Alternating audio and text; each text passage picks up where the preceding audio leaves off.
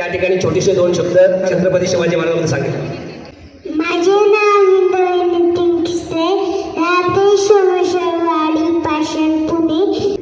मी मागणी आहे, मी याच्यासाठी भवानी माताच बनेल. जय भवानी जय शिवाजी. वा, खूपच छान. बालवाडी ताईंचंही धन्यवाद, बालवाडी शिक्षकांचं. त्यानंतर बालवाडीतला छोटा शिवाजी, तो सुद्धा आपलं मनोगत सादर करत आहे. छत्रपती छोटा शिवाजी.